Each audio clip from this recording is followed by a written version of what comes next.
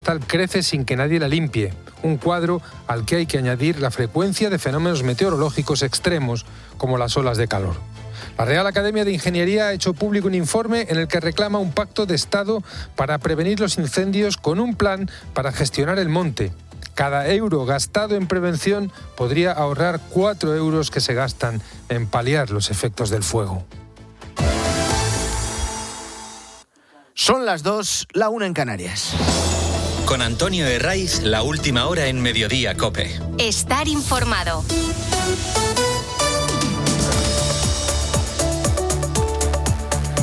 ¿Qué tal? Muy buenas tardes. Bienvenido a Mediodía COPE en este sábado 11 de julio, que es de resaca feliz, muy feliz, para los que han celebrado en España y en Los Ángeles el pase de la selección a las semifinales del Mundial de Fútbol. ¡Pero Cuasi chuta! ¡Gol! ¡Vamos! ¡Vamos a España! ¡La pegó Pau! ¡El que era un gran portero! Qué partidazo de cuartos ante Bélgica, qué intensidad y sobre todo para los que creían que iba a ser un paseo militar, nada de nada. Costó quizá más de la cuenta, pero se consiguió. Y que pase el siguiente, que no es otro que Francia.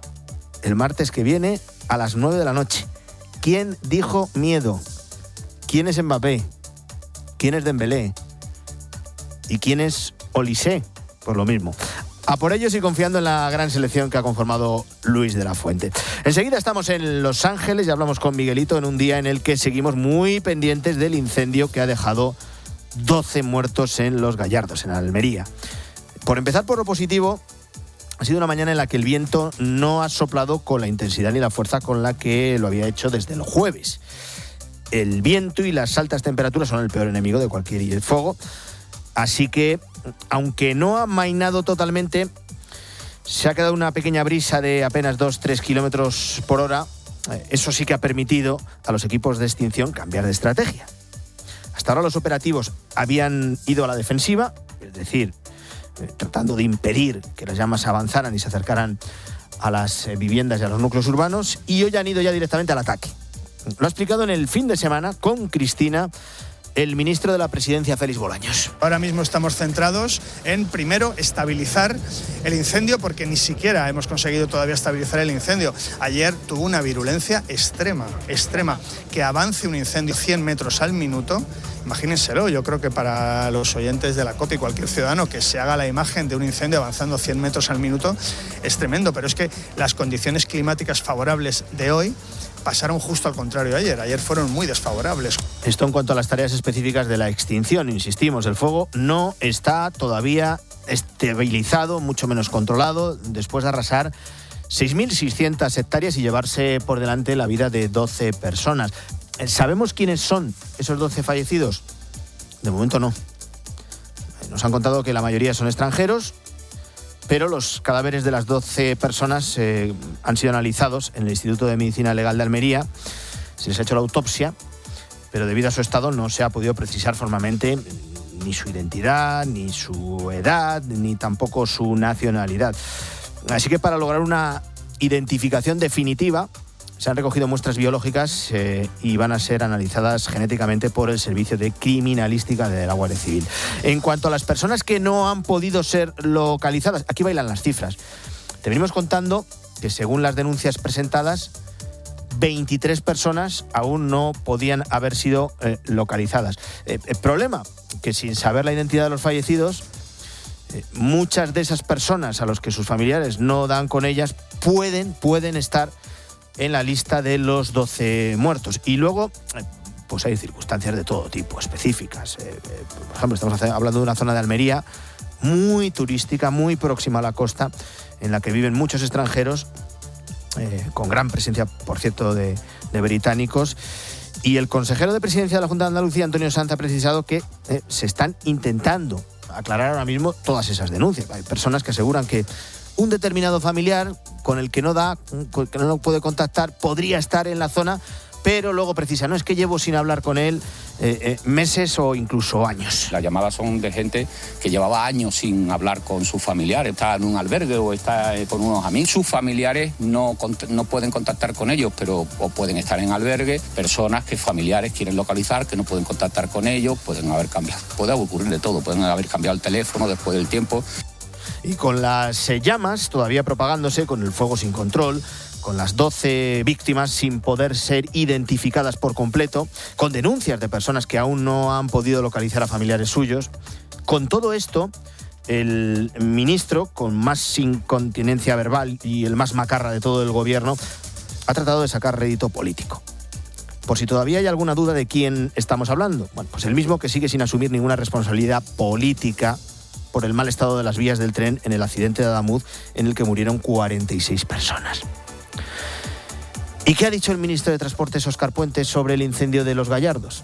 Que desde la Junta de Andalucía no habían sido capaces de mandar el mensaje Saler, y lo vinculó a supuestos recortes en los medios contra incendios, en este caso señalando directamente al gobierno de Juanma Moreno. Esta ha sido toda la aportación de Óscar Puente ante un incendio voraz que ha dejado 12 muertos. Y el ministro de Transportes ha omitido lo fundamental. Lo primero es que fueron los propios técnicos los que desaconsejaron el envío de ese mensaje. ¿Por qué? Pues porque las instrucciones eran individualizadas. Había vecinos que había que evacuar, otros se tenían que quedar en sus casas confinados porque saliendo de sus viviendas ponían en riesgo sus vidas. Y luego es que es un mensaje que no se puede acotar con absoluta precisión y habría llegado a poblaciones que no están afectadas por las llamas. Y sobre todo, fueron los alcaldes, fueron los efectivos de emergencias los que fueron dando esas indicaciones que en muchos casos, por cierto, fueron desobedecidas.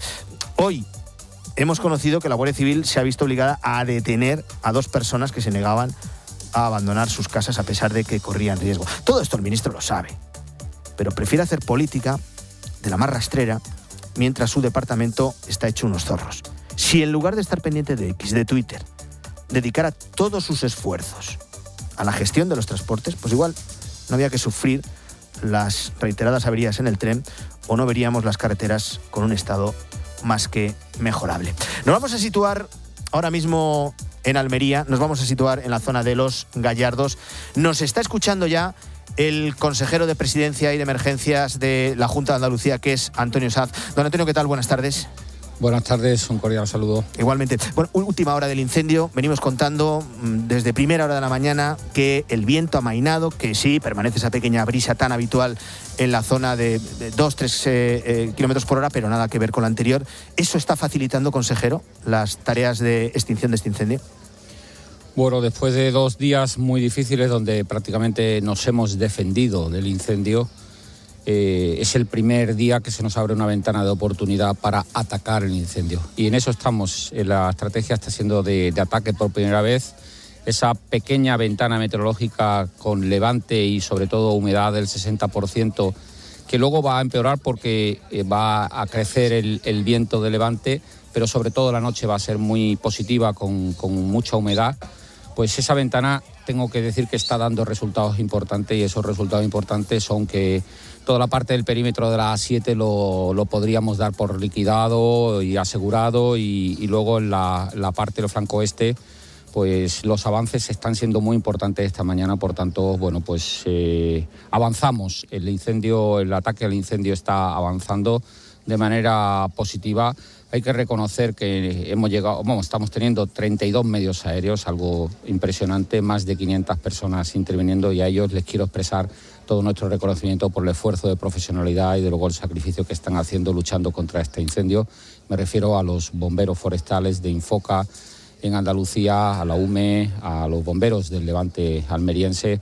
Un extraordinario trabajo junto a muchos más técnicos y especialistas en materia de incendios. Estamos hablando de un incendio muy voraz que en apenas un par de días ha arrasado 6.600 hectáreas y sobre todo la tragedia de que se ha llevado por delante 12 personas. Las cifras bailan sobre el número de personas que no han podido ser localizadas porque estamos hablando de circunstancias diversas. Hay personas que dicen, yo es que no consigo ponerme en contacto con un familiar al que no veo desde hace años y creo que vive precisamente en esa zona. ¿Cuántas personas ahora mismo están sin localizar y si esas personas que no han podido ser localizadas podrían estar dentro de la lista de los 12 muertos. Bueno, yo creo que hay que diferenciar. Nosotros consideramos desaparecida a aquellos que tienen denuncia ante la Guardia Civil. En estos momentos hay 7 denuncias y todo indica que seguramente sean las personas fallecidas, y otros que no se han denunciado porque son personas extranjeras que puede que o no se hayan enterado en el extranjero, que supieran que estuviera ya por aquí, o porque no hay contacto.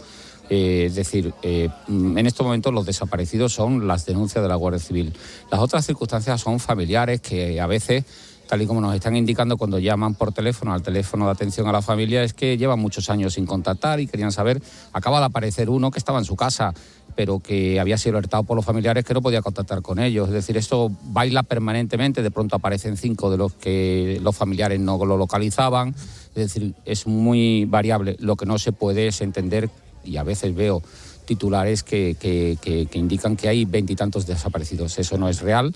Estamos hablando de personas que sus familiares quieren contactar con ellos, pero la denuncia de desaparición es la que se hace ante la Guardia Civil, y las víctimas, y eso sí es la mejor noticia después del peinado que está haciendo Guardia Civil constantemente de las zonas afectadas, es que la mejor noticia es que no han aparecido más víctimas mortales en relación con este incendio, y ojalá, esa es nuestra esperanza, así sea tras la dureza, evidentemente, de las 12 ya encontradas. ¿Cuál es la previsión para las próximas horas? Porque nos apuntaba al principio que puede que el viento cobre intensidad, cobre fuerza a medida que avanza la tarde. Sí, a partir de las 4 puede incrementarse la velocidad del viento, que en todo caso es de levante. Si estuviera en mi tierra, en Cádiz, sería lo peor para el incendio. En Almería, en la zona donde nos encontramos, lo mejor que puede ocurrir. Lo peor fue el poniente en el origen del incendio. Esta es Andalucía, que es muy grande en su territorio, ¿no? Pero lo que sí es verdad es que la noche, y según avance la noche, puede haber incluso 100% de humedad, ¿no? Y eso puede ser extraordinario para las tareas de esta noche, con la maquinaria pesada, con la estrategia de fuego técnico y de luego con la tarea de todo el personal que trabaja en tierra, ¿no? Porque muchas veces resaltamos mucho el papel de los medios aéreos, pero el trabajo en tierra es fundamental para establecer cortafuegos, para cerrar perímetros. Y en ese es el trabajo que se está haciendo, ¿no? En este momento, sobre todo en lo que antiguamente era el flanco izquierdo o flanco oeste, y es lo que en este momento está volcando toda la actuación del incendio. Si eso lográramos hoy avanzar, desde luego cambiarían las perspectivas ya a empezar a pensar en lo que sea una futura estabilización. Ojalá sigan estos caminos. Le voy a robar un último minuto. Está en la zona también el ministro de Presidencia, Félix Bolaños. Le han preguntado por esa polémica que ha tratado de desatar su compañero del gobierno, el ministro de Transportes, Óscar Puente, tratando de sacar rédito político a esta tragedia, acusándoles de no activar, de no mandar el mensaje EsAler a los móviles de los vecinos de la zona. ¿Qué tiene que decir, consejero? Pues mire, que quien habla así no tiene ni idea de lo que es el EsAler, ni ha visto nunca la gestión de un EsAler. En Andalucía llevamos años gestionando el EsAler. Tenemos entrenado todos los equipos para cuando es necesario, y que en esta ocasión el ministro ha dicho claramente que no podía discutir esta decisión, porque esta decisión la toman los expertos, la toman los especialistas, la toman los técnicos. ¿Alguien puede imaginarse que los políticos decidamos sobre un mensaje a la población, en este caso, que tiene que estar evaluado por criterios exclusivamente técnicos? Así ha sido.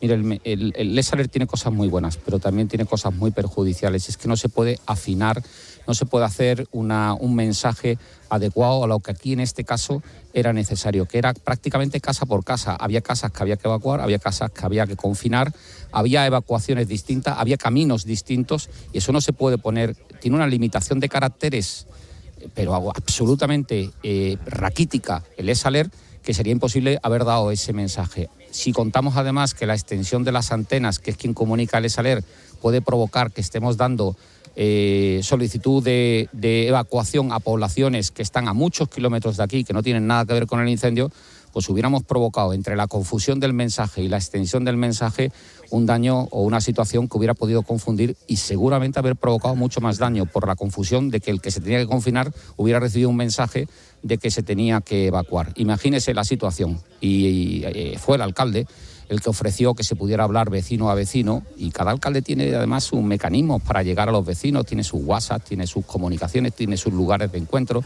y la población era muy pequeña y por tanto los efectos del ESALER, y lo ha dicho el ministro, primero son decisiones de carácter técnico y por parte de los expertos, y segundo, tiene cosas muy buenas, sobre todo para grandes poblaciones o grandes mensajes, pero tiene muchas dificultades. Por un lado, por su limitación de caracteres y sobre todo porque no cabe disociar los mensajes por población o por estructura. Y en este caso ni siquiera eran ni urbanizaciones ni diseminados, era casa por casa.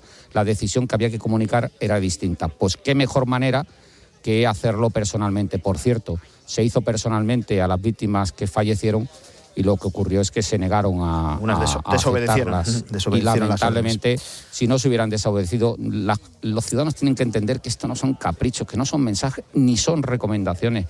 Cuando las autoridades lanzamos mensajes a la población, son instrucciones de obligado cumplimiento. Por eso la Guardia Civil hizo muy bien ayer en detener a aquellas personas que se negaban a abandonar la zona cuando son instrucciones de obligado cumplimiento ante una situación de catástrofe o emergencia. Y precisamente por estas cuestiones técnicas sobre el terreno, esta mañana el ministro de Presidencia, Félix Bolaños, no ha secundado esa denuncia que hacía el ministro Mas Macarra en Twitter de este gobierno. Bueno, las labores de coordinación yo sé que son complicadas, así que le dejo que siga al frente porque todavía hay mucho trabajo, el incendio no está controlado todavía, esperemos que lo puedan hacer los servicios de extinción en las próximas horas.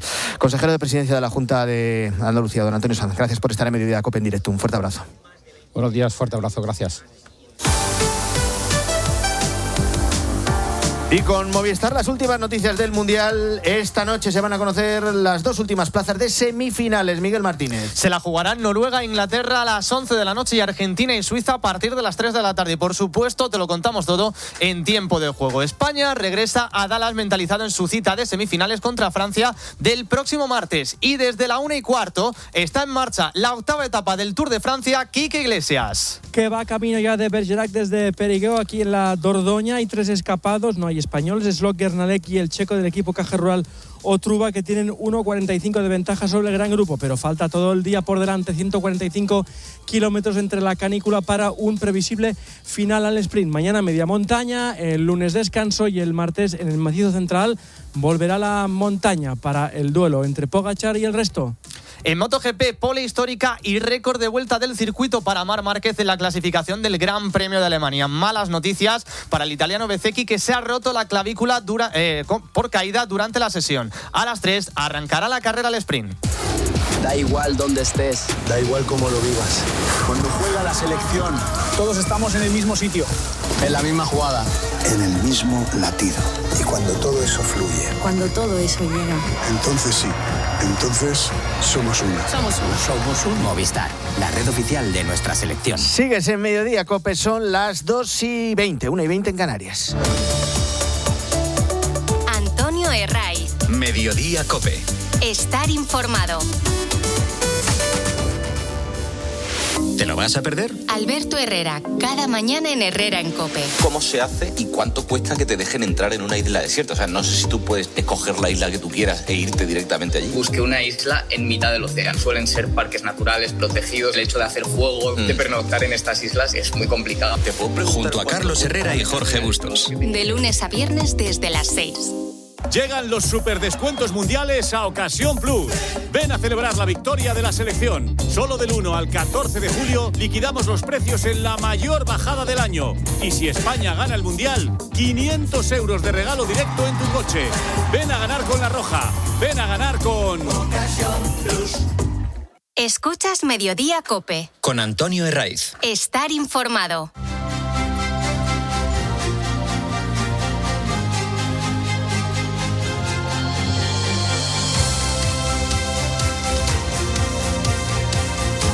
Vamos a volver a Almería. Acabamos de conocer la última hora de ese incendio. Nos lo ha contado el consejero de Presidencia de la Junta de Andalucía. Preocupa el viento, sí. A partir de las 4 lo que ha venido siendo esa brisa, pequeña brisa de 2-3 kilómetros por hora, puede convertirse en un fuerte viento, que es precisamente lo que en las primeras horas del fuego declarado en Los Gallardos hizo que las llamas se propagaran con más rapidez. Hemos escuchado durante toda la mañana desde Los Gallardos a Cristina López Lichting, fin de semana de COPE. Cristina, ¿qué tal? Buenas tardes. Muy buenos días, Antonio. Pues en estos momentos ya agotados, porque hemos hecho 5 horas bajo el sol y aunque nos han puesto una carpita, tú no te puedes imaginar lo que ha sido esto. Entre las cenizas, el olor del incendio y la calorina de Almería, esto es tremendo. Bueno, daos una foto porque, como nos decías, no solo es lo que se ve en un incendio, es también lo que se huele, es también esas caras que reflejan el miedo.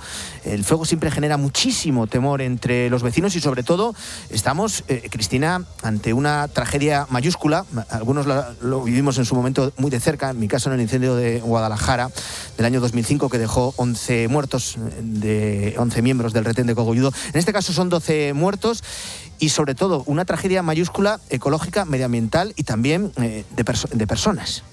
Sí, la verdad es que nos quedamos con eso, ¿no? Con la imagen de haber llegado al foco que ahora más preocupa, que es el de Lubriñ. Mañana probablemente hagamos desde el tanatorio de Lubriñ, donde están los alojados, los desalojados de todas las pedanías, el programa, pues el ver esa enorme nube entre amarillo y negra que se desplazaba a toda velocidad con un arco de fuego que recorría todas las colinas como una suerte de skyline y que amenazaba con llegar al norte de Almería y ya la linde con Murcia. La gente salía en los pueblos que íbamos encontrando por el camino con el coche a aventar el aire, ¿no? La gente sobre todo campesina, para ver de dónde venía el aire, de dónde venía el humo y qué posibilidades tenían de ver pues sus huertos, sus casas quemados. Realmente el foco, como decimos, está en Lubriñ. Esperemos que el viento ayude. Afortunadamente, de los grandes centros de rescate de personas, muchísima gente, por ejemplo en Garrucha, se ha ido a casas de amigos, a casas de parientes. Bueno, ya sabes, los españoles abren el corazón a tutiplén y iremos a Lubriñ en concreto porque ahí hay mucha gente del extranjero que suele veranear aquí, pero de origen almeriense y que no tiene dónde ir ahora que los han evacuado. Yo me quedo con la cara de ese hombre que nos decía del Chive que estaba aterrorizado. Dice, yo no duermo en el tanatorio, porque era de estos hombres de campo con mucha superstición también, que la palabra culebra y la palabra muerte le ponían los pelos de punta y estaba muy poco contento de estar allí. Vamos, ni el hecho de tener los camiones de bomberos alrededor lo tranquilizaba, ¿no? Y luego... Solo con el párroco también, por ejemplo, de Los Gallardos. Exacto, el hombre que nos describió que entró a misa a las 7 el jueves y que cuando salió a las 9:30 de hablar con unos novios se encontró con que un incendio que había encontrado al principio, pues esa cosa típica de los pueblos de España donde salen 3 y lo resuelven, había avanzado desde Sorbas, que son media hora en coche, hasta la propia localidad de Los Gallardos y llevaba unas llamas a todo meter, que aquello era el infierno. O sea, el susto fue tremendo. Y luego me quedo también con los relatos de los enfermeros que tuvieron que sacar, que no han querido entrar en el programa por razones obvias, ¿no? Pero que tuvieron que sacar los cuerpos de los coches calcinados y que realmente dicen que en su vida han visto semejante cosa. O sea, tú imagínate cómo estarían, que los forenses no han podido determinar el ADN de las víctimas, ni la edad que tenían, ni su sexo. De tal manera que en el momento de trasladar y mover todo esto, los enfermeros han pasado esta última noche con verdaderas pesadillas. Pues fin de semana de COPE con Cristina, que mañana va a seguir en esta zona de Almería, con los vecinos de Lubriñ, del Marchal, del Chive, de Los Gallardos, de Bédar, que son los afectados por este voraz incendio que ha dejado 12 muertos. Cristina, te mando un fuerte abrazo. Antonio, un abrazo muy fuerte.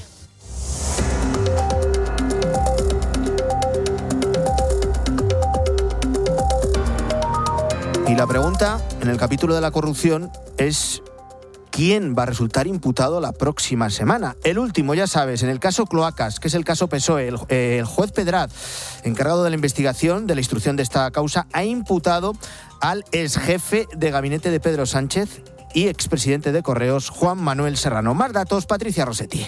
Era cuestión de horas tras el informe de la UCO y la petición de anticorrupción. El juez imputa a Juan Manuel Serrano y permite el volcado y análisis de su teléfono móvil. Sin embargo, Pedraz no autoriza el volcado del móvil de la gerente ni el del guardia civil Sánchez Yepes y permite el visionado de las comunicaciones que se localicen para identificar las que tengan relación con la investigación. Dice el juez en el auto que Serrano aparecía inicialmente con una difusa responsabilidad en los hechos y tras el informe aparecen indicios relacionados con posibles amaños en la contratación pública y maniobras sobre las causas judiciales que afectan al PSOE y al Gobierno. Hace referencia a su relación con los integrantes de la organización criminal, fundamentalmente con Leire Díez y Vicente Fernández, presidente de la SEPI.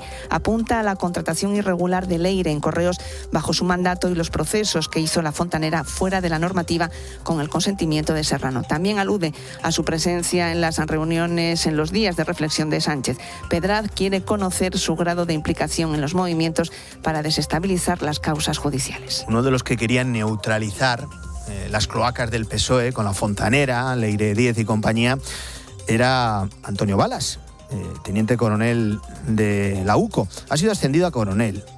Y el juez que instruye el caso Koldo, el juez Ismael Moreno de la Audiencia Nacional, ha ordenado que Balas permanezca en la investigación. Juan Baño. El teniente coronel Balas, a quien quería muerto profesionalmente la fontanera del PSOE, Leire Díez, podría haber abandonado en este momento la UCO si no fuera porque el juez Moreno de la Audiencia Nacional lo ha impedido. Desde inicios de este mes de julio se encuentra escalafonado tras superar la evaluación para ascenso a coronel. Es la cabeza visible de todas las investigaciones que afectan al Partido Socialista, al Gobierno o al entorno más próximo al presidente. El titular del Juzgado Central número 2, que investiga la trama Ábalos, ha ordenado al actual jefe de la UCO que realice las gestiones necesarias para que Balas continúe al frente de sus investigaciones el tiempo que sea necesario, dice textualmente la Providencia. Petición que plantea además el fiscal anticorrupción. Ante casos así, nos dicen en el cuerpo, el ascendido puede continuar en el destino en comisión de servicio. Decisión, eso sí, que necesita ahora el refrendo administrativo de la Dirección General con una directora y un DAO investigados por prevaricación gracias a los informes de Balas. Pero la ley, el Real Decreto que regula la Policía Judicial, da esta prerrogativa al juez. No les queda otra. Y es noticia la princesa Leonor, que ha concluido su formación militar tras 3 años en los que ha pasado por las 3 principales divisiones del ejército. En el horizonte de la heredera al trono de España empieza ahora su etapa universitaria. Carmen Lavallén. Tras 3 años intensos y exigentes de formación militar, la princesa de Asturias disfruta desde hoy de su veraneo antes de iniciar en septiembre su nueva etapa universitaria en la Carlos III de Madrid. A sus estudios de ciencias políticas llega tras unos años esenciales para ella, tal y como reconoció en junio al recibir la medalla de oro de la Comunidad de Murcia. Desde luego les aseguro que no soy la misma persona que llegó a Zaragoza a mediados del 2023. En agosto. Fortalecer su compromiso de servicio a España y a los españoles y promover una mentalidad de superación y de esfuerzo fueron los 2 objetivos de la Casa del Rey al diseñar junto al Ministerio de Defensa el programa académico militar adaptado con un régimen específico que la heredera al trono acaba de completar en el Ejército del Aire tras pasar previamente por la Armada y por el Ejército de Tierra. ¿Cuál tengo?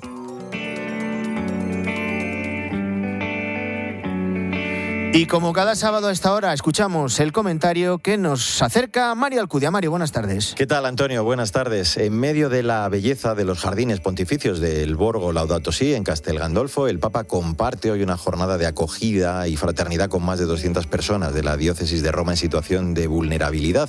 León XIV se acerca a quienes viven en los márgenes, poniendo rostro a realidades que la sociedad corre el riesgo de convertir en cifras o problemas abstractos. Se trata de un bonito gesto en un tiempo en el que la cultura del descarte sigue dejando a tantas personas al borde del camino. El pontífice nos recuerda la necesidad de habitar esos lugares donde la dignidad humana necesita escucha, cercanía y esperanza. León XIV sigue así la senda iniciada por el Papa Francisco en la Jornada Mundial de los Pobres, recordándonos que estas personas vulnerables no son un problema, sino un tesoro que acoger. Además, como te decía, algo especialmente hermoso es ese escenario elegido, un signo sencillo pero elocuente de que la dignidad dignidad, la esperanza y la belleza no pueden ser privilegio de unos pocos. Esta cita nos recuerda que los pobres han de ser el centro en la vida de la Iglesia y nos interpela también a preguntarnos qué nos dice el Señor a través de ellos. La respuesta debería ser la misma que aparece una y otra vez en el Evangelio, que el amor comienza cuando dejamos de mirar desde lejos, cuando compartimos la mesa y descubrimos en cada hermano necesitado el rostro de Cristo. Hasta el próximo día. Gracias, Mario. Hasta el próximo día. Es sábado, es 11 de julio. El santoral de esta jornada nos la acerca Jesús Luis Sacristán. Jesús, buenas tardes. ¿Qué tal, Antonio? Hoy celebramos a San Benito. Nacido en Nursia el año 480, pasa su infancia en Roma. Allí piensa en una experiencia al retiro del estilo de los anacoretas. Con el tiempo se le juntan un grupo de compañeros, así funda diversos conventos en Monte Subiaco. Posteriormente funda el monasterio de Montecassino. De su legado queda la regla monástica: ora et labora, reza y trabaja. San Benito muere en el año 543 y es uno de los patronos de Europa. Gracias, Jesús Luis. Ponemos rumbo a las 2:30 aquí en Mediodía COPE.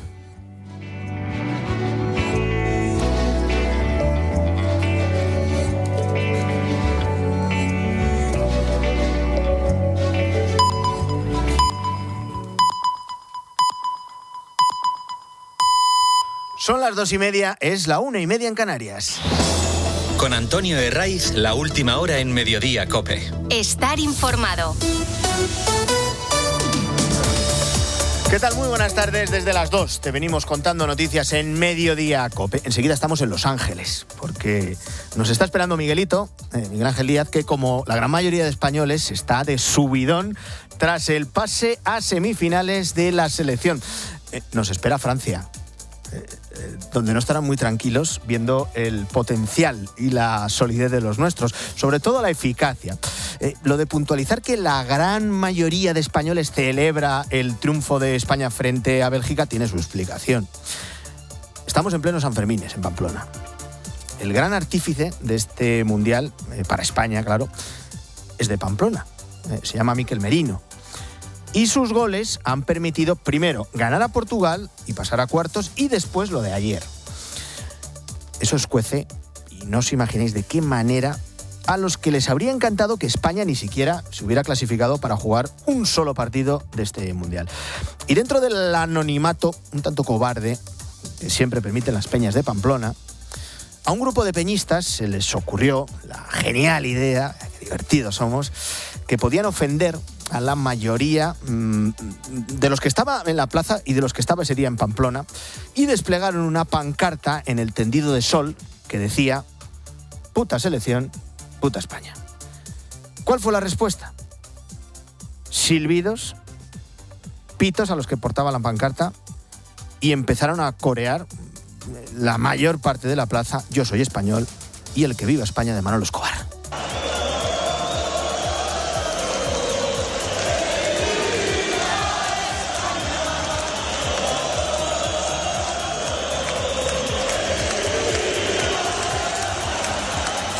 Bueno, el problema que tienen los separatistas vascos en Navarra es que son una minoría. Y no será porque no les han hecho el juego desde el PSOE. Por ejemplo, arrebatando la alcaldía de Pamplona a UPN para dársela a Joseba Asirón, que es de Bildu, en un obsceno cambio de cromos para que María Chivite siguiera al frente del gobierno de Navarra. Afortunadamente, ya digo que en Navarra siguen siendo una minoría, y todo esto en medio de unas fiestas que son internacionales y que algunos se esfuerzan de forma paleta y provinciana en convertirlas, esas fiestas, en el altavoz de sus delirios. Al final la pancarta acabó arrugada y los silbidos y los cánticos fueron mucho más fuertes que sus gritos, porque en San Fermín, como en el fútbol, gana quien tiene más gente, más corazón y más razón. Hoy, por cierto, se cumplen 16 años del Mundial de España frente a Holanda en Sudáfrica. También en pleno Sanfermines. ¿Cuántos disgustos da nuestra selección a esa minoría? Pues que se vayan acostumbrando. Por lo demás, seguimos pendientes del incendio que ha dejado 12 muertos en Los Gallardos, en Almería. Por empezar por lo positivo, ha sido una mañana en la que el viento no ha soplado con la intensidad que sí que lo había hecho desde el jueves, Hemos tenido en esa zona de Almería una brisa de 2-3 kilómetros. Esto ha permitido a los servicios de extinción no solo realizar trabajos a la defensiva, es decir, que las llamas no se propagaran, no se acercaran a las zonas urbanas, a las viviendas, sino también una tarea ofensiva, pasar directamente al ataque. El fuego no está estabilizado, mucho menos controlado, después de arrasar 6.600 hectáreas, después de llevarse la vida de 12 personas que ni siquiera todavía sabemos quiénes son, porque sus cadáveres fueron llevados al Instituto de Medicina Legal de Almería, pero debido a su estado, pues no pudieron ser identificados de forma formal, ni siquiera la identidad, ni la edad, ni la nacionalidad. Así que ahora mismo sus muestras biológicas se han sido trasladadas para que el servicio de criminalística de la Guardia Civil las analice, en este caso genéticamente. En cuanto a las personas que no han podido ser localizadas, aquí bailan las cifras. Veníamos contando en las últimas horas que eran 23 las personas que no habían podido ser localizadas. No eran 23 desaparecidos, como se ha dicho en algunos sitios, no. 23 personas que por lo que fuera, pues no se daba con ellas. Ahora mismo hay 7 denuncias que por parte de familiares que buscan a los suyos y que pues no han podido ser concretadas. Puede darse la circunstancia que esas personas que no están siendo localizadas por los suyos formen parte de la lista de 12 muertos. Así que vamos a seguir muy pendientes de este incendio. Por cierto, el consejero de Presidencia de la Junta de Andalucía acaba de estar en los micrófonos de Mediodía COPE y ha respondido al ministro, siempre locuaz, siempre macarra, ministro de Transportes, que ha querido sacar rédito político porque desde la Junta de Andalucía no se mandó el mensaje ESALERT. Lo primero es que fueron los propios técnicos los que desaconsejaron el envío de ese mensaje. Se necesitaban instrucciones individualizadas.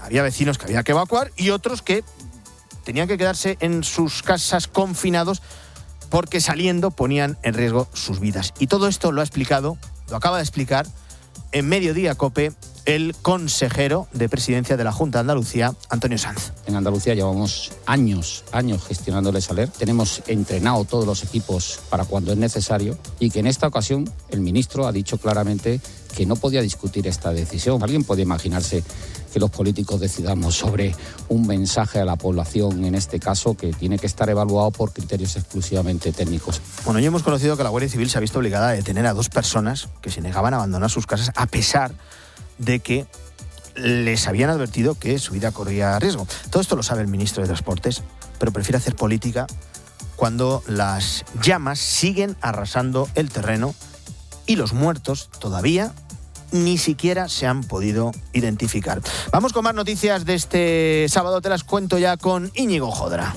Escuchas Mediodía COPE. Un incendio en Tarragona, en Mont-Roig del Camp, ha obligado a confinar una urbanización y a cortar la circulación ferroviaria entre Cambrils y Tortosa. El fuego ha llegado hasta la zona de las vías, aunque no las ha sobrepasado. Los bomberos centran ahora sus esfuerzos en frenar el avance del flanco izquierdo del incendio, el más activo, con un dispositivo conformado por medios terrestres y aéreos. Está abrasada políticamente, así que desde Sumar le han dicho a Yolanda Díaz que, puede seguir como referente, pero ya no va a formar parte de la nueva dirección. Ese es el mensaje desde la Asamblea General de este sábado, que destaca Verónica Martínez Barbero y Rosa Martínez al frente del partido, donde insisten en que la vicepresidenta segunda seguirá siendo la principal referencia política del proyecto y también de la izquierda. Y hoy quinto encierro de los Sanfermines, con toros de la ganadería de José Escolar. Han dejado una docena de heridos, uno de ellos con una herida en la cara por asta de toro, mientras permanece ingresado en estado grave el corredor alicantino corneado ayer durante el encierro de San Fermín, el cuarto. El hombre de 30 años ha sido intervenido quirúrgicamente por las importantes fracturas que presenta en la mandíbula. Además, otros 10 corredores han sido atendidos en el Hospital Universitario de Navarra. Todos ellos con heridas leves ya han recibido el alta, salvo un paciente que continúa en observación.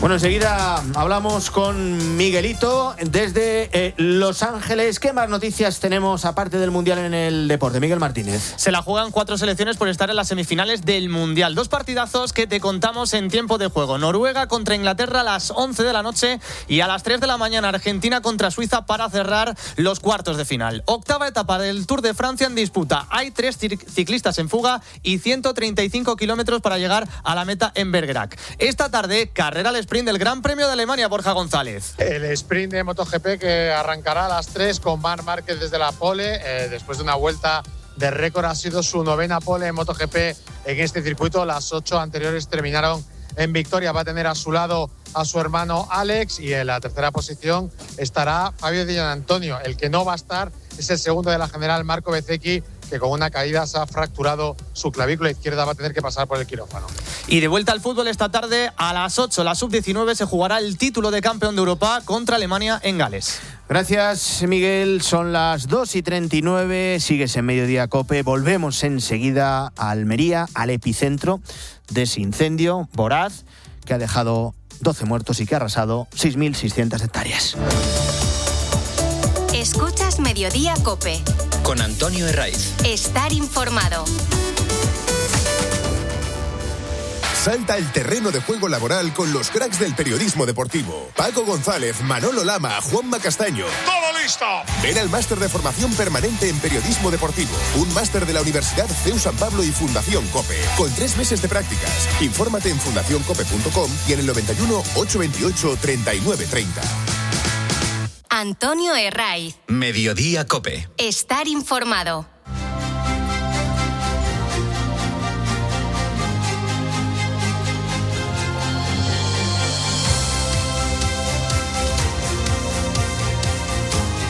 Volvemos a Almería, 3 menos 20, 2 menos 20 en Canarias. Volvemos a la zona de Los Gallardos, donde desde el jueves arde esa zona que ha dejado un incendio muy voraz, muy agresivo, 12 muertos y que ha arrasado 6.600 hectáreas. Hemos hablado con Cristina López-Lichting durante todo el fin de semana de COPE, se va a emitir desde la zona. También hemos hablado con el consejero de Presidencia, con Antonio Sanz, encargado de coordinar todas las emergencias.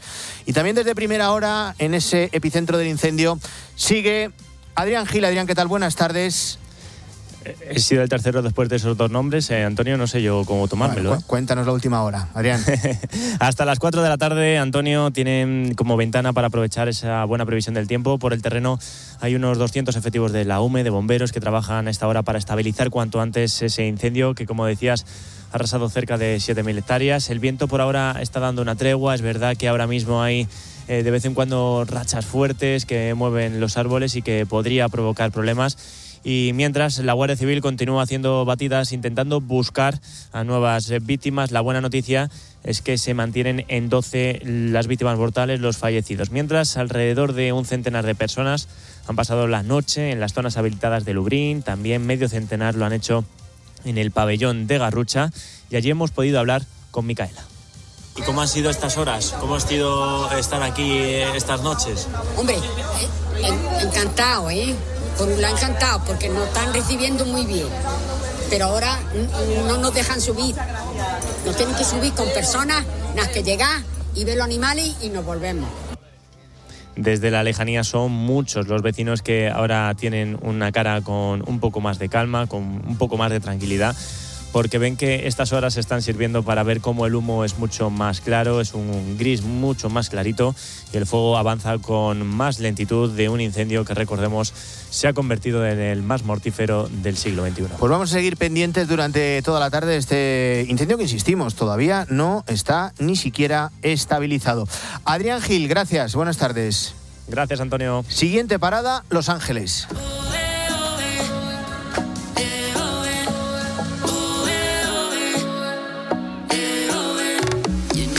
En Mediodía Cope nos vamos a situar en Los Ángeles. Es la ciudad del Paseo de la Fama, de Hollywood, del Teatro Dolby, donde se celebra la gala de los Oscar, y es también la ciudad talismán para la selección española, porque allí hemos vuelto a hacer historia 16 años después España vuelve a estar en las semifinales de un Mundial de Fútbol. Los Ángeles, Miguel Ángel Díaz. Miguelito, ¿qué tal? Buenas tardes desde aquí. ¿Qué tal, Antonio? Buenas tardes. Ahora vamos con lo que tenemos por delante enseguida, pero qué partido de cuartos, qué intensidad. Y sobre todo, Miguel, para los que creían que iba a ser un paseo militar, nada de nada. Costó quizá más de la cuenta. Sí, costó más de la cuenta, pero estamos en semifinales, hay que valorarlo, porque estamos entre las 4 mejores selecciones del mundo. Hace 16 años estábamos en semifinales en Sudáfrica. En el Mundial de 1950 quedamos entre los 4 primeros, aunque no hubo una semifinal como tal, y es un momento histórico. Llevamos 37 partidos sin perder y hay que valorar lo que hemos conseguido. Esto es un equipo, y otra vez Mikel Merino saliendo desde el banquillo con ese gol al final del partido, pues nos permite soñar, ¿no? A ver qué pasa el martes contra Francia. Soñar despiertos. Y ahora Francia, la Francia de Mbappé, la de Dembélé, la de Olise, pero los nuestros son igual de temidos o más. ¿Qué equipo crees, Miguel, que jugará contra Francia? ¿Volverá a sentar a Pedri de inicio en el banquillo? Pues más o menos el equipo está claro, y ahora mismo pues la duda que tenemos todos, pensábamos que Pedri era intocable, al igual que Rodri, pero bueno, le sentó ayer. Es cierto que luego salió el canario en la segunda parte, sigue sin ofrecer su mejor versión, pero es que hay mucha competencia en ese centro del campo, Antonio. Es que Rodri es el capitán, es el líder, está claro que está jugando todos los minutos del torneo, y a partir de aquí, bueno, pues Fabián inició, ayer fue titular, Olmo al final ha sido de los 6 partidos creo que titular en 4, también pelea Merino, que solo ha sido titular en 1, pero que cada vez que sale a la marca. Confiamos en el seleccionador, si es que va a acertar. Luego Baena, pues con tanta baja en los extremos, está aprovechando la oportunidad, se ha metido la cabeza en la banda izquierda por delante de Cucurella, se asocia muy bien con los centrocampistas, a balón parado ejecuta muy bien, también tirando las faltas. Confiemos en Luis, veremos a ver qué centro del campo saca el martes, pero seguro que vuelve a acertar. Confiemos en Luis, me dices. Te tengo que reconocer, Miguel, que soy muy, muy fan de Luis de la Fuente, que es un tipo extraordinario, un entrenador que no deja nada a la improvisación y al que le sonríe la suerte. A ver, la suerte hay que buscarla, pero hay que reconocer que ayer la tuvimos, ¿no? Se lesiona Tielemans en el calentamiento, el capitán de Bélgica, uno de los hombres con más talento. Se lesiona Courtois en la segunda parte. Luis de la Fuente decide sentar a Pedri y meter a Fabián, que mete el primer gol. Y el cuarto cambio es Mikel Merino, que 5 minutos después vuelve a marcar el gol, ¿no? Parece que está tocado con una varita el seleccionador, y que decisión que toma, decisión que sale bien. Así que hay que aprovechar esta velocidad de crucero que llevamos, y ojalá nos dure, porque es evidente que Francia es el rival, el favorito para todos, pero cuidado. Los 2 últimos partidos oficiales que hemos jugado contra ellos, y nos lo dijo Lamine Yamal el día que fue entrevistado en el partidazo por Juanma Castaño, les hemos ganado semifinal de la Eurocopa, Allianz Arena, marcó un golazo además, y semifinal de la Nation el año pasado. Les metimos 5, luego ellos nos metieron 4, pero es cierto que las 2 últimas veces les hemos ganado. Bueno, Miguel, es sábado, pero inevitablemente hay que mirar al martes. Planes a partir de hoy, ¿cómo va a ser la preparación de la selección española de cara a ese partido de semifinales del Mundial frente a Francia? Pues mira, te cuento, la selección ha pernoctado aquí en Los Ángeles, tiene previsto realizar un entrenamiento de recuperación esta tarde a las 8 en el estadio de Los Ángeles Galaxy, va a ser a puerta cerrada, y el equipo va a volar a las 2 de la madrugada a Dallas.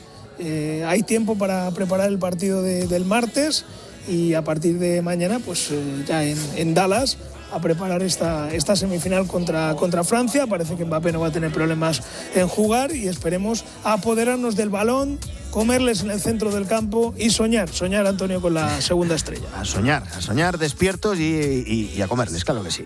Miguel, a seguir disfrutando, a seguir contándolo en tiempo de juego, y buen viaje a Dallas. Un abrazo muy grande.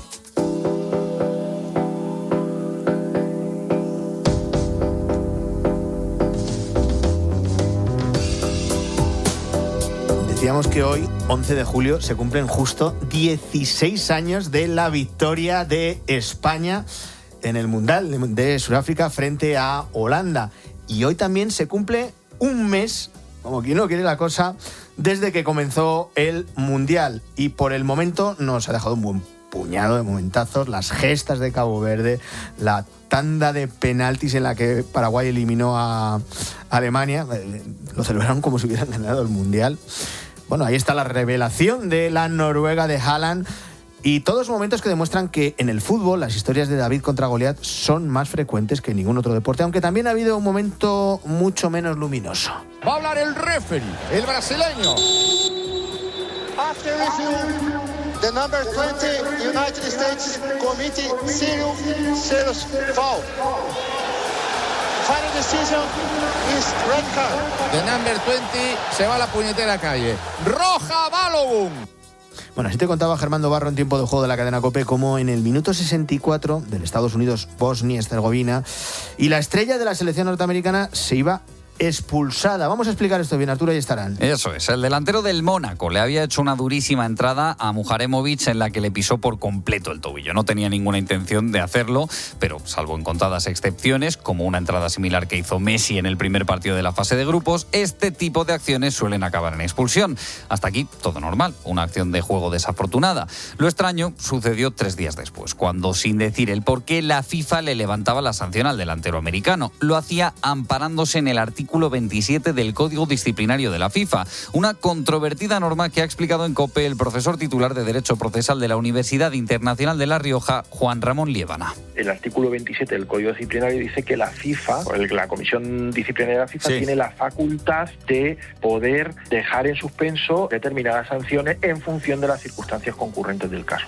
Bueno, este controvertido artículo se había aplicado en otras ocasiones, sin ir más lejos, a Cristiano Ronaldo antes de empezar la fase final, pero la de Balogun ha sido la primera vez que esto sucedía en las más altas instancias de la Copa del Mundo. Y evidentemente, siendo Estados Unidos uno de los países anfitriones, no tardaron en surgir dudas y rumores de que Donald Trump había levantado el teléfono para llamar al presidente de la FIFA, Gianni Infantino, pidiendo la revisión de la sanción. Unos rumores que el presidente estadounidense, haciendo gala una vez más de su elevada autopercepción, no se molestó en intentar mitigar. No era ni siquiera una infracción. Eran 2 atletas corriendo a toda velocidad que chocaron.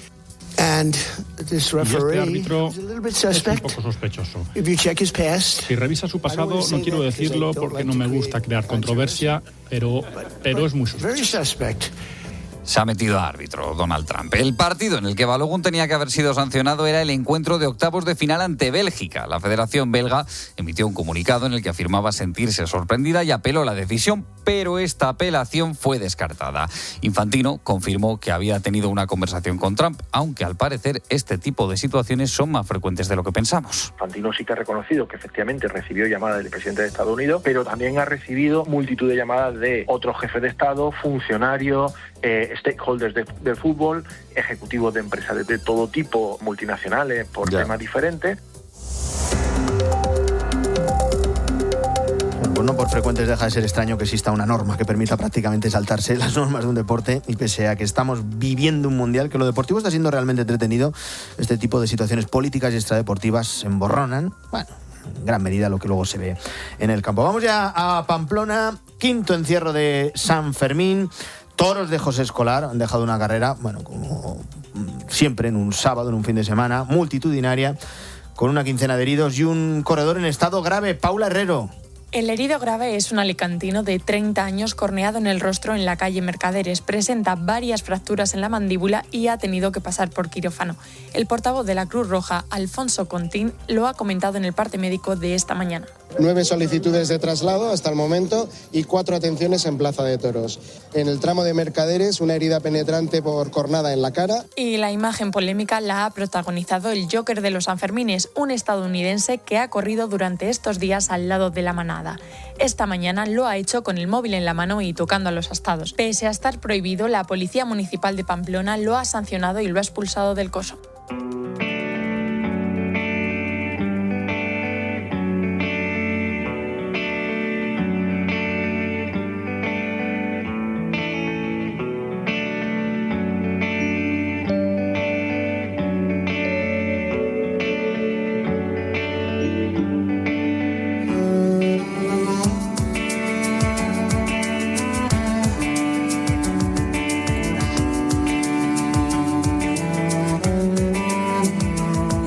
Si tienes hijos, sobrinos, nietos sabes que es un recurso muy demandado y también muy agradecido.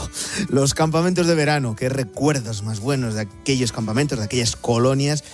Y ahora qué ayuda nos prestan a los padres, ¿verdad? En este caso, vamos a centrarnos en aquellos que no tienen opción de salir de vacaciones. Más de 1000 niños participan este año en los campamentos y colonias de verano que organiza Cáritas Madrid. Una alternativa que está enfocada precisamente a las familias en situación de vulnerabilidad para ayudar a la conciliación laboral y familiar en época de verano en la que el curso escolar ha terminado, pero tenemos que seguir trabajando con normalidad. Escucha a Jaime, que es uno de los niños que participa en estas colonias. Es que el lunes nos explicaron todo y jugamos mucho. El segundo día vinimos a la piscina y nos explicaron las normas de la piscina. Luego ya el miércoles hicimos una gincana de agua, que luego jugamos a lo que quisimos y me lo pasé muy bien. Y hoy estamos en la piscina otra vez para volver a bañarnos. Cáritas cuenta en Madrid con 16 colonias urbanas y 11 campamentos donde los niños se quedan a dormir. En Mediodía COPE saludo ya a José Antonio Martín, que es responsable de infancia y adolescencia de Cáritas Madrid. José Antonio, ¿qué tal? Buenas tardes. Hola, buenas tardes. Bueno, se trata de darles una infancia normal a los niños, aunque en sus casas lo estén pasando mal, ¿verdad? Eso es, al fin y al cabo, cualquier niño de Madrid, esté donde esté y esté en la familia en la que esté, lo que quiere es pasarlo bien en verano, ir a la piscina y bueno, al fin eso es lo que les intentamos ofrecer, ¿no? Lo cierto es que en 2 años habéis aumentado un 40% el número de plazas. ¿Esto quiere decir que cada vez hay más familias que necesitan este servicio? Sí, eso es. A lo largo de estos 2-3 últimos años es lo que hemos detectado. Que hay una mayor necesidad de conciliación, igual que cualquier otra familia de Madrid, y porque también estas familias que acompañamos dentro de Cáritas pues tienen esa necesidad de conciliar, aunque estén trabajando, pero esos trabajos son precarios, pero también necesitan que sus hijos estén durante el verano ocupándose de pasarlo bien, que para eso son niños, y ellos necesitan seguir con esos trabajos o con esas mejoras de trabajos, aunque sean trabajos precarios, ¿verdad? Yo creo, José Antonio, que es una experiencia que luego recuerdas toda tu vida. ¿Quién no se acuerda de ese campamento, de esas colonias de verano en las que conocíamos a gente nueva, hacíamos más amigos, ¿verdad? Eso es lo que buscamos también, esos momentos. A ver, es verdad que muchos de ellos ya se conocen de antes, porque durante el curso también están en proyectos de Cáritas que les ofrecemos refuerzo educativo, ocio y tiempo libre, etcétera, pero también es una oportunidad buenísima de conocer a gente nueva y establecer relaciones diferentes y tal, y eso es como bien decías, es un recuerdo para toda la vida, que todos tenemos, yo también, es verdad. Y en este caso es un plus para todos estos niños, porque acudir a estas colonias es también la manera de asegurarse que van a tener una comida saludable al día. Claro, eso es. Al final lo que buscamos con las colonias, aparte de pasarlo bien, que lo pasen bien y programar 200.000 actividades, talleres, excursiones, etcétera, buscamos que esto sea un espacio seguro para ellos y dentro de ese espacio seguro también ese momento de poder tener una comida saludable. Y, bueno, ya no solo una, sino que también a mediodía, por la mañana también les damos, pero que eso se lo garantizamos también. Bueno, es una de las máximas de Cáritas. En este caso estamos hablando de Cáritas Madrid, pero en toda España es, prácticamente el gran reto, que todos tengamos las mismas oportunidades. En este caso hablamos de ocio, de los más pequeños, que puedan salir de casa y juntarse con chicos de su misma edad. Sí, eso es. Al final es eso, buscar unas mismas oportunidades, estés donde estés, no solo en Madrid, como bien decía, sino en toda España, y que al final esas oportunidades les ayuden a poder llegar hasta donde no podrían llegar si no fuese con esta mano que se les puede echar desde Cáritas, ¿no? ¿Qué actividades hay? Porque hemos escuchado a ese pequeño al principio, a Jaime, hablarnos de la piscina. Lógicamente ese es el mejor reclamo, y más con estos días de tanto calor. ¿Pero qué otras actividades se organizan en estos campamentos y en estas colonias? Pues las últimas que se me vienen a la cabeza, pues muy relacionado también con el agua. En la semana que viene también va a haber 2 colonias urbanas que se van a ir a Acuópolis. También han ido al parque de atracciones. También hacemos visitas culturales, porque también ha habido otro grupo que los primeros días fue al Museo del Prado, y eso dio también un hilo conductor a la colonia urbana y de todas las actividades que tenían preparadas para hacer actividades alrededor de lo que habían visto y disfrutado en la visita al Prado. O sea que al final es un poco de todo, y sobre todo darles oportunidad de hacer cosas que desgraciadamente con su familia durante el resto del curso y en verano no pueden hacer. Yo sé que estamos ya metidos muy en el verano, que estas cosas se organizan con tiempo, con bastante previsión, que hay una organización muy estricta, pero por si acaso nos escucha algún padre, algún abuelo, algún tío, ¿todavía hay plazas en algún tipo de colonias o campamentos de Cáritas Madrid? ¿O eso ya es muy complicado? Sí, desgraciadamente va a ser complicado. Hoy precisamente acaban 6 o 7